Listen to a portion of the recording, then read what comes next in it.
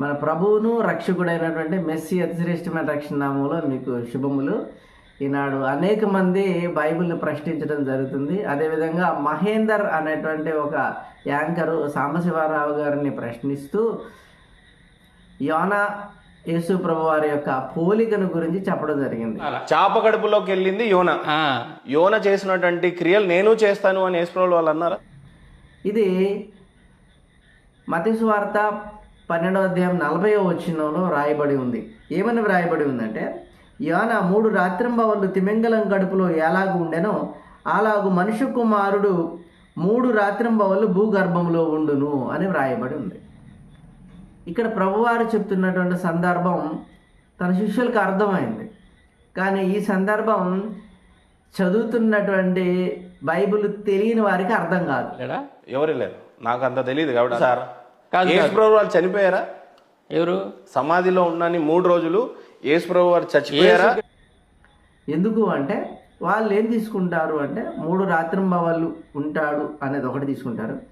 రెండో పాయింట్ ఏంటంటే యోనా ప్రాణంతోటే ఉన్నాడు కాబట్టి యేసుప్రభు వారు కూడా ప్రాణంతోటే ఉండాలి, అంటే సిలువలో చనిపోలేదు అని చెప్పడానికి ఈ వచనాన్ని తీసుకుంటారు. అంటే 2 విషయాలు గమనిస్తారు ఇక్కడ. ఒకటి 3 రాత్రింబవళ్ళు ఉంటానన్నాడు అనేది ఒకటి, రెండవది ప్రాణంతోటే బవులు ఉంటాడు అనేది రెండవది. కానీ ఇక్కడ సందర్భం ఇక్కడ చెప్తున్న ప్రభువారికి తెలుసు, వింటున్న శిష్యులకి తెలుసు.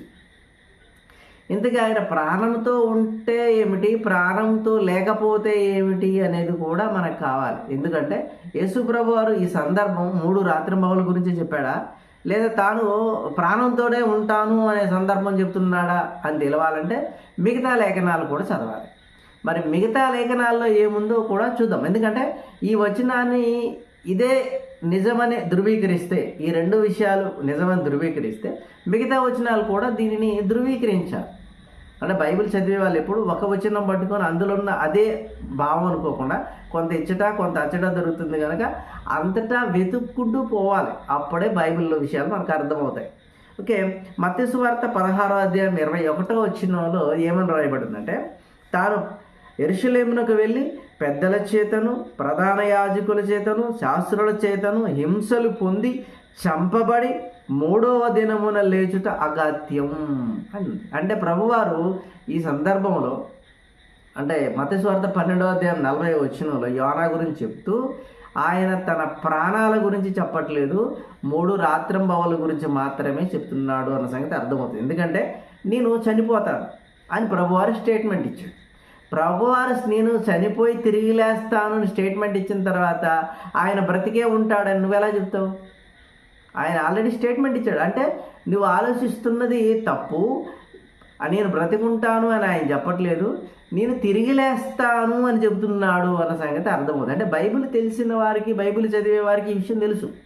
బైబిల్ తెలియనిది, బైబిల్ చదవని వారికే ఈ సందేహం అనేది వస్తుంది. ఇంకొక విషయం కూడా ఉంది.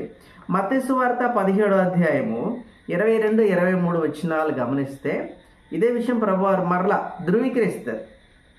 మనుష్య కుమారుడు మనుషుల చేతికి అప్పగింపబడబోచున్నాడు, వారు ఆయనను చంపుదురు, 3వ దినమున ఆయన లేచునని వారితో చెప్పగా వారు బహుగా దుఃఖపడిరి.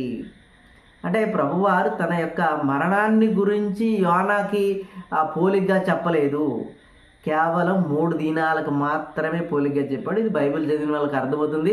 బైబిల్ చదవని వాళ్ళకి, బైబిల్ తెలియని వారికి, యేసు ప్రభు వారి మరణాన్ని అంగీకరించలేని వారికి ఇది అడ్డంకుగా ఉంటుంది. అలాంటి వారిని దేవుడు ఏం చెప్తున్నాడంటే, యేసు ప్రభు వారు ఏం చెప్తున్నాడంటే మత్తయి సువార్త 16వ అధ్యాయం 21వ వచనంలో, అప్పటి నుండి తాను యెరూషలేమునకు వెళ్ళి పెద్దల చేతను ప్రధాన యాజకుల చేతను శాస్త్రుల చేతను అనేక హింసలు పొంది చంపబడి 3వ దినమున లేచుట అగత్యమని యేసు తన శిష్యులకు తెలియజేయ మొదలుపెట్టగా పేతురు ఆయనను పట్టుకొని, ప్రభువా, అది నీకు దూరమగునుగాక, అది నీకెన్నడును కలుగుదని ఆయనను గద్దింపసాగెను.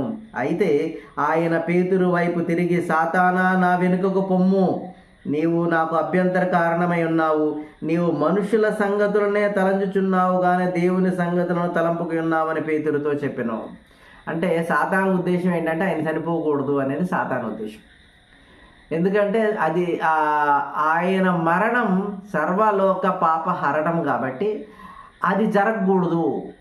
అనేది దయ్యం ఉద్దేశం. అలాంటి ఉద్దేశం కలిగిన వాళ్ళందరూ ఆయన చనిపోలేదని చెప్తారు. ఆ ఉద్దేశం మీకుంటే మీరు కూడా ఇందులో చెప్పిన సాతాను యొక్క ఉద్దేశాన్ని నెరవేర్చేటువంటి వారే అవుతారన్న సంగతి గమనించాలి. ఇలా అసత్యాలను ప్రచారం చేయడం కోసం బైబిల్ను వాడుకునే వారందరికీ బుద్ధి చెప్పడానికి క్రైస్తవులైన వారు సిద్ధపడాలని ప్రభు పేరట వేడుకొచ్చున్నాను.